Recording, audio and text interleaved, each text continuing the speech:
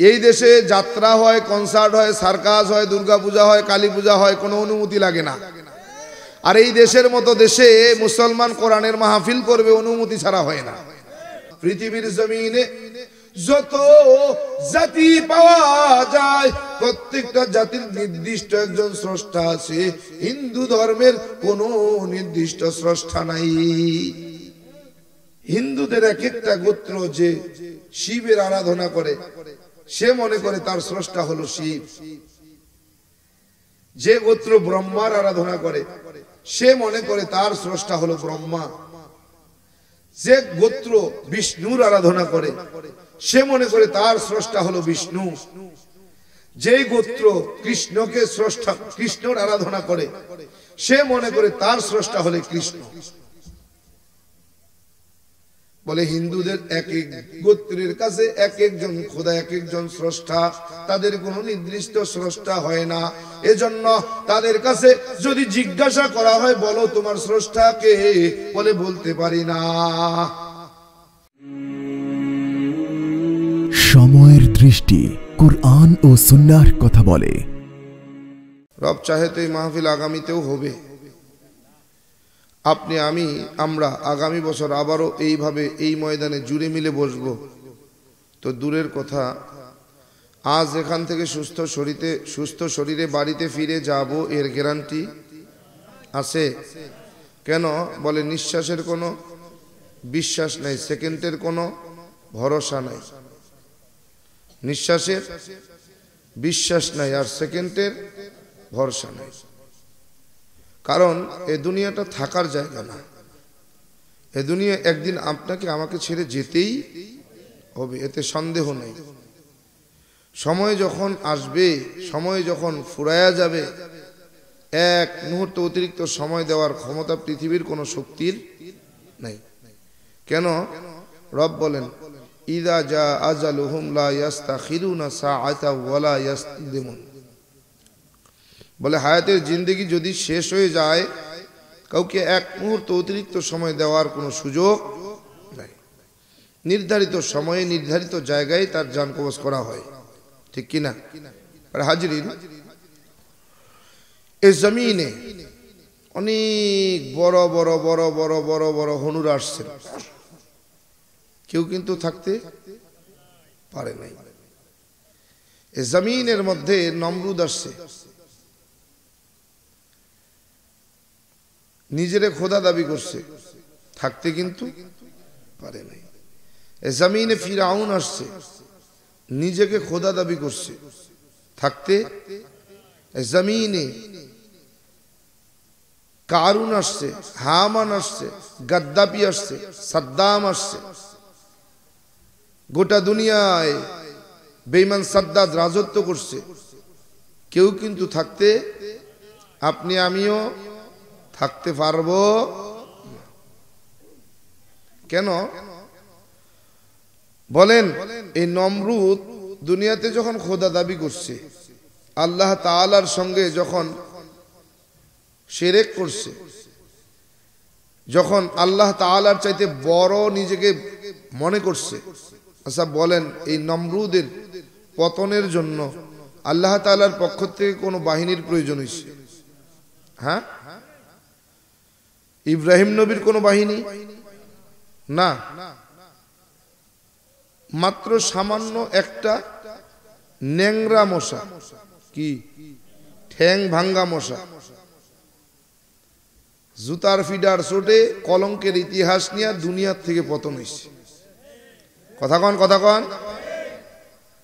আচ্ছা বলেন, ফিরাউন যখন নিজেকে খোদা দাবি করছে, এই ফিরাউনের পতনের জন্য আল্লাহ তাআলার পক্ষ থেকে কোন বাহিনী আসছে? কোন বাহিনী না। পয়গম্বর মুসার কোন বাহিনী না। বলে যেই নদী ফিরাউন অহংকার করছে, গর্ব করছে, যেই নদী তার কথায় উঠছে আর বসছে, এই নদীর হাঁটু পানি, কি নীল নদের মোটে হাঁটু পানি। ফিরাউন যখন নীল নদের মাঝখানটা দাঁড়ায়, তখন ওর এক হাঁটু পানি হয়। আল্লাহ কয় দুনিয়ার বাইর আল্লাহর মাইর, কি আমি ছাড় দেই কিন্তু ছেড়ে দেই না। কয় ওই এক হাঁটু পানির মধ্যে ইন্দুর সুবানু সুবাইয়া কলঙ্কের ইতিহাস নিয়া ফিরাউনের পতন হইছে, কি ঠিক কিনা বলেন? আবু জাহাল্লার পতনের জন্য রবের পক্ষ থেকে কোন বাহিনী আসছে? হ্যাঁ, কোন বাহিনী নেই। নবীজির বড় বড় সৈন্য সেনাপতিরা রাখছে, ওমর, আমির হামজা, হ্যাঁ লাগছে না। মোটে ছোট্ট দুইটা শিশু সাহাবী, মাআজ আর মুআজ। মাআজ মুআজ ঠ্যাং দুইটা ঘোড়ার পিঠ থেকে টাইনা নামাইয়া কলঙ্কের ইতিহাস দিয়া দুনিয়ার থেকে বিদায় করছে। বেঈমান আবু জাহেলেরও পতন হয়েছে, ঠিক না? এই যে নব্য পতন, বাংলাদেশের বিশাল বড় ক্ষমতাধর 41 সালের আগে ক্ষমতা ছাড়তো না। কথা কন, কথা কন। এই নব্য ফিরাউনের পতন হইছে। বলেন আল্লাহ তাআলার পক্ষ থেকে কোন বাহিনী আসছে? আসে নাই। বিএনপি রে লাগছে, জামাত ইসলাম রে, ইসলামী আন্দোলন বাংলাদেশে রে, বলে কোন দল লাগে নাই। মোডে কোমলমতি কলিজার টুকরা ছাত্ররা আন্দোলনের 18 দিনের মাথায় কলঙ্কের ইতিহাস নিয়া বাংলাদেশ থেকে পালায়া পতন হইছে। কথা কন, কথা কন, কথা কন। বেজার হইতেছে? আরে এই 16টা বছর মুসলমান কম নির্যাতিত হয় নাই কি? মুসলমান কথা কইতে পারে নাই। এই দেশ যদিও মুসলমানের দেশ, সংখ্যাগরিষ্ঠের দিক থেকে মুসলমান বেশি, শতকরা 92 জন মুসলমান বসবাস করি, এরপরেও মুসলমান সংখ্যালঘু না সংখ্যাগরিষ্ঠ? ওলামা একরাম কথা বলবে মঞ্চে বসে, ডানে এক চেয়ার বামে এক চেয়ার, ডান পাশে থেকে কয় হুজুর সতর্ক। কথা কন, কথা কন, কথা কন। বামের চেয়ার থেকে কয় হুজুর কথা কন, রাজনৈতিক কথা কইবেন না। কি কথা কন না কেন? এই কোরআনের মাহফিল করবে ছেলেবেলেরা, অনুমতি ছাড়া হবে না। কথা কন, কথা কন। এই বাংলাদেশ শতকরা 92 জন মুসলমানের দেশ। এই বাংলাদেশ মসজিদের দেশ। এই বাংলাদেশ ওলামায়ে কেরামের দেশ। এই বাংলাদেশ ওলি আউলিয়াদের দেশ। এই দেশে যাত্রা হয়, কনসার্ট হয়, সার্কাস হয়, দুর্গা পূজা হয়, কালী পূজা হয়, কোনো অনুমতি লাগে না। আর এই দেশের মতো দেশে মুসলমান কোরআনের মাহফিল করবে, অনুমতি ছাড়া হয় না। এখন অনুমতি দিব কিটা? কেউ নাই। যে ব্যক্তিরা কইল খেলা হবে, এই ব্যক্তি খেলার ঘোষণা দিয়া না খেললা হারায় গেছে। মাঠ এখন পুরো ফাঁকা। এখন গোল দেওয়ার আর কোন চিন্তা আছে? বলে হাজারে হাজারে লক্ষয় লক্ষয় গোল দিতেছি। কথা কন। মাঝে মাঝে একটু হাওয়া দিচ্ছে, গ্যাস মারতেছে, কয় টুক করে ঢুকা যাবে। কি কয় টুক করে ঢুকা যাবো, মাঝে মাঝে একটু দেয়। কিন্তু কিন্তু কি বাংলাদেশের জনগণ তো অপেক্ষায় আছে। ঢোকে না কে, খালি ঢোকে না কে, ঢুকলেই তো খেলা জমে। কথা কন। 16টা বছর কম জ্বালায় নাই। 16টা বছর মুসলমানদের কম জ্বালায় নাই। যে ব্যক্তিটা কইল আমরা ফলাবো না, আমরা ফলাই না। ফখরুল সাহেব যদি ফলাই আপনার ঢাকার বাড়িতে যাবো, না হলে ঠাকুরগাঁর বাড়িতে যাবো। এখন ঢাকায়ও নাই, ঠাকুরগাঁয়েও নাই। এখন খুঁজাই পাই না, গেল কুই আসেনি কোষ। কপাল ভরা কথা। আল্লাহ। এই খেয়ারপাড়া এলাকার টাকাওয়ালা ক্ষমতাওয়ালা ভাই, এই ক্ষমতার বাহাদুরি আর টাকার গরম কয়দিন? কয়দিন? আজ আছে কাল থাকবে না, স্মরণ রাখি। এই জমিনের মধ্যে বড় বড়রা থাকতে পারে নাই, তুমি সামান্য টাকার মালিক হইয়া, ক্ষমতার মালিক পাইয়া, ক্ষমতা পাইয়া নিজের এমন ভাবে জাহির করো যেন তুমি একাই মানুষ, আর দুনিয়া কোনো মানুষই বাস করে না। আছে না নাই? ও কপাল পোড়া। মাঝে মাঝে এও শুনি উলামায়ে কেরামের সঙ্গেও ভালোভাবে কথা বলে না। আছে না নাই? মাঝে মাঝে এটাও শোনা যায় মসজিদের ইমামের সঙ্গে ভালো আচরণ করে না। মাঝে মাঝে এও শোনা যায় মসজিদের মুয়াজ্জিনের সঙ্গে গোলামের মতো আচরণ করে।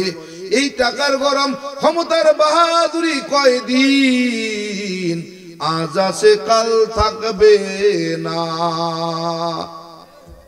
কোটি টাকার মালিক দেখো অভাব হয় না দূর, কোটি টাকার মালিক দেখো অভাব হয় না দূর, গরিব ঘুমায় আরাম করে মনটা বাহাদুর। ফিরআউনের লাশটা দেখো মিশর জাদু ঘরে, খায় না মাটি পোকা মাছি সবাই ঘৃণা করে। হৃদয়ে থাকি বেজার নম্রতা সদা, রহমত আসিবে সেটা প্রভুর ওয়াদা। বড়র বড়াই থাকলে দিলে রহমত আসবে না, নিজেকে নিজে ছোট মনে করিও সদা। উঁচু জমিন থেকে পানি নিচু জমিনে যায়, তেমনি খুদার রহমত আসে নম্রতার হৃদয়।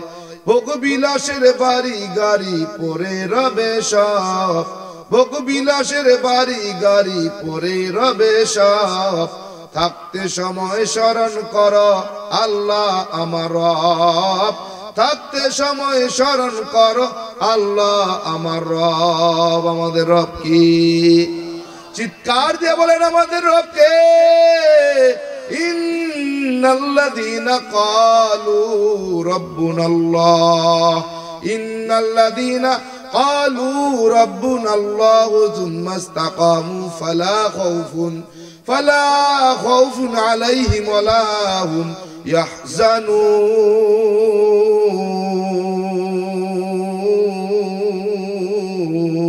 ইয়াহজানুন।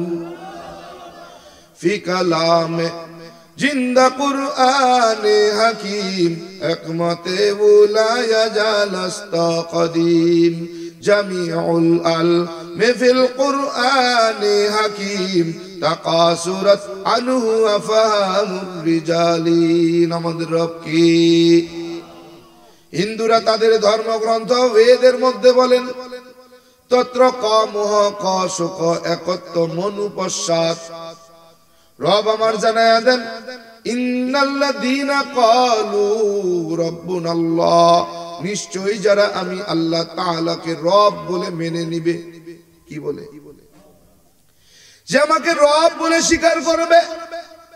থুম্মা ইসতাকামু ফালা খাউফুন, তার দুনিয়াতে না আছে কোনো ভয়, ওয়ালা হুম ইয়াহজানুন, আর পরকালের জিন্দেগিতে না আছে তার কোনো চিন্তা। আল্লাহু আকবার। হিন্দুরা তাদের ধর্মগ্রন্থ বেদের মধ্যে জানায়া দেয় তত্র কামহ, দুনিয়ার জমিনে যদি তুমি শান্তি পেতে চাও, কশক পরকালের জিন্দেগিতে যদি তুমি মুক্তি পেতে চাও, 12 মাসে 13 জন খোদা, 33 কোটি দেব দেবী, তুলসীর গাছের তলায় 64 কোটি ভগবান ত্যাগ কর, একত্ব মনুপশ্চাৎ, সৃষ্টিকর্তা এক আল্লাহকে মানো। সৃষ্টিকর্তা কে? সৃষ্টিকর্তা কয়জন? 12 মাসে 13, 33 কোটি দেব দেবী, তুলসীর গাছের তলায় আরো 64 কোটি ভগবান। বলেন না না, পৃথিবীর জমিনে যত জাতি পাওয়া যায় প্রত্যেকটা জাতির নির্দিষ্ট একজন স্রষ্টা আছে। হিন্দু ধর্মের কোনো নির্দিষ্ট স্রষ্টা নাই। বলবেন হুজুর কেমন কথা? যদি আমি কোন খ্রিস্টানকে জিজ্ঞাসা করি, ভাই তোমার স্রষ্টা কে? বলবে যীশু খ্রিস্ট। কথা বল না কেন? পৃথিবীতে যত খ্রিস্টান আছে সমস্ত খ্রিস্টান একমত, খ্রিস্টানদের স্রষ্টাকে যীশু খ্রিস্ট। যদি বুদ্ধ গোটা দুনিয়ার বুদ্ধদেরকে জিজ্ঞাসা করি, বলো তোমার স্রষ্টাকে, বলবে গৌতম বুদ্ধ। গোটা বিশ্বের সমস্ত মুসলমানকে যদি জিজ্ঞাসা করা হয় তোমার স্রষ্টাকে, বলবে আল্লাহ। কিন্তু যদি কোনো হিন্দুকে জিজ্ঞাসা করা হয় তোমার স্রষ্টাকে, বলতে পারে না। কারণ হিন্দুদের এক একটা গোত্র যে শিবের আরাধনা করে, সে মনে করে তার স্রষ্টা হলো শিব। যে গোত্র ব্রহ্মার আরাধনা করে, সে মনে করে তার স্রষ্টা হলো ব্রহ্মা। যে গোত্র বিষ্ণুর আরাধনা করে, সে মনে করে তার স্রষ্টা হলো বিষ্ণু। যে গোত্র কৃষ্ণকে স্রষ্টা, কৃষ্ণর আরাধনা করে, সে মনে করে তার স্রষ্টা হলো কৃষ্ণ। বলে হিন্দুদের এক এক গোত্রের কাছে এক একজন খোদা, এক একজন স্রষ্টা, তাদের কোনো নির্দিষ্ট স্রষ্টা হয় না। এজন্য তাদের কাছে যদি জিজ্ঞাসা করা হয় বলো তোমার স্রষ্টাকে, বলে বলতে পারি না। কি?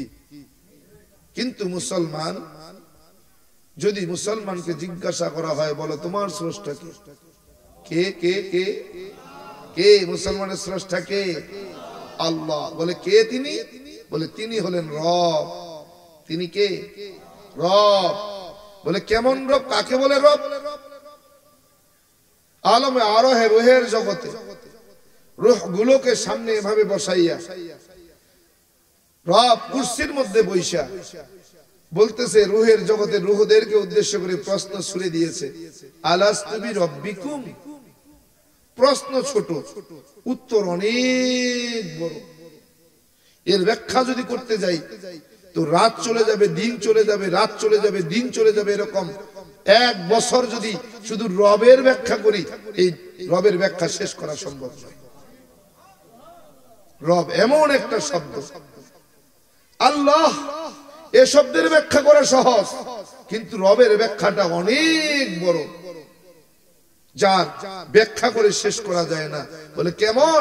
সংক্ষেপে বলছি, রবকে, রব রব হলেন তিনি যিনি রব্বিল আলামিন, আসমান আর জমিনের মালিক যিনি, তিনি হলেন রব।